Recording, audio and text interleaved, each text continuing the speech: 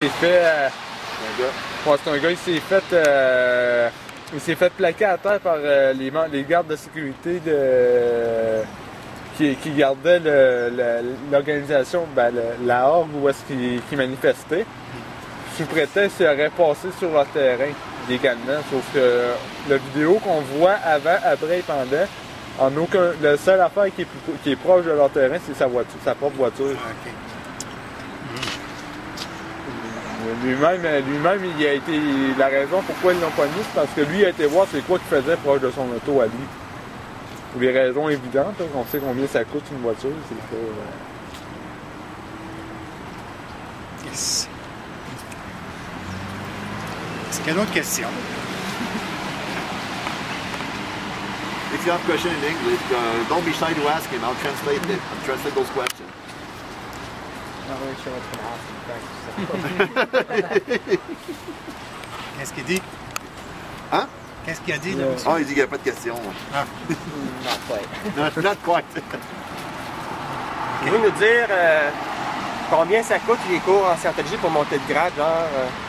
Ouf, ça commence tranquillement. OK.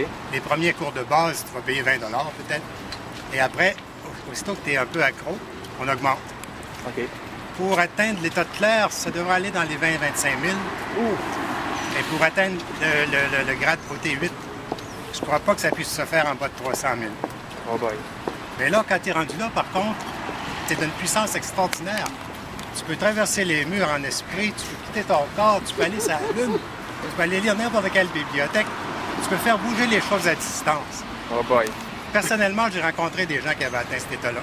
OK.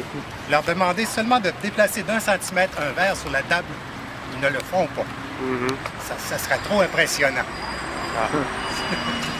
Écoute, quand tu as payé 300 000 pour te rendre là, et que tu sais que chaque scientologue devient un field staff member, un membre du personnel à l'extérieur, et que tu as droit à 10% de tout ce que tu vas faire vendre à tes amis et tes parents, eh bien, tu veux bien te refaire un peu, t'es pas pour dire que c'est de la frime.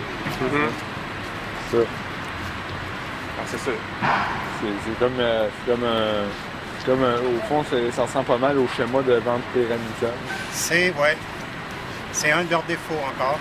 Un de leurs autres défauts. Ouh, j'ai l'impression que Revenu Québec va aimer ça.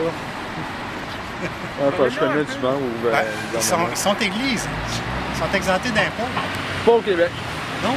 Non, ils sont enregistrés comme corporation. Ah bon? Ils ont droit à certaines exemptions, mais ils ne sont pas complètement exemptés. Puis je sais que Revenu Québec, ils vont être contents de savoir ça si on est capable de prouver. Ben ça, je pense qu'ils le savent déjà. Ouais. S'il y a des pressions faites... Parlez-nous un peu des auditions, il y a audité. Ah! L'audition dianétique. Ben ça, quoi qu'en dise Ron Hubbard, c'est une forme d'hypnose avec laquelle on te fait reculer dans le temps. Et on te fait franchir ta naissance, on te fait reculer dans tes vies antérieures. Et on va aller chercher ce qui détruit ta vie présente. Moi, personnellement, la première fois que je suis mort, c'est en 1932, dans un crash. La dernière fois que je suis mort, pas la première. Dans un crash de Spitfire en 1932. Cherchez l'erreur.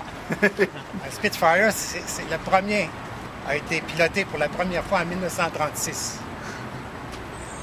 Et bon, sauf que mon imaginaire, lui, ne le savait pas. Ce qui arrive avec l'audition, c'est qu'on t'envoie dans ton imaginaire chercher des choses que tu peux imaginer, qui te semblent plausibles. C'est tout simplement ça. C'est une forme d'hypnose à l'état d'éveil qui va te chercher des images mentales que tu vas accepter. Puis on va te dire que c'est ça la vraie vérité. Est-ce que c'est vrai qu'ils prennent tout en note? Oui, ils prennent tout en note. Bon, ils peuvent tenter d'utiliser ça pour manier le client à un moment donné si ça ne va pas leur plaire. J'aimerais bien qu'ils le fassent avec moi. Ça leur prouverait à peu près la nullité de leur secret professionnel. Puis ça, je me charge de divulguer à large. Ils sont capables de faire fi de leur secret professionnel. Parce que quand tu vas là, tu t'attends à Est-ce qu'ils respectent leur secret professionnel? Parce que tu vides habituellement tout ce que tu as sur le cœur. Et si c'est contre toi, ben, tant pis. À ce moment-là, tu t'en rends même pas compte. Je vais poser une question. Est-ce qu'il y a eu des tentatives de